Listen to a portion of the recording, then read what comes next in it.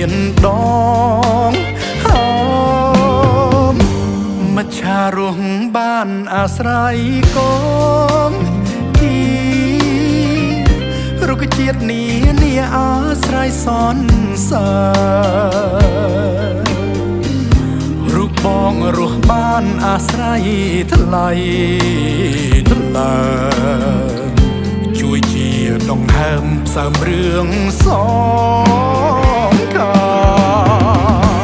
ក្នុងលោកនេះណាក៏លយ៉ានគ្មានអ្វីសំខាន់ដល់បងឡើយណាមានតែអូនមួយជាត្រួយនេ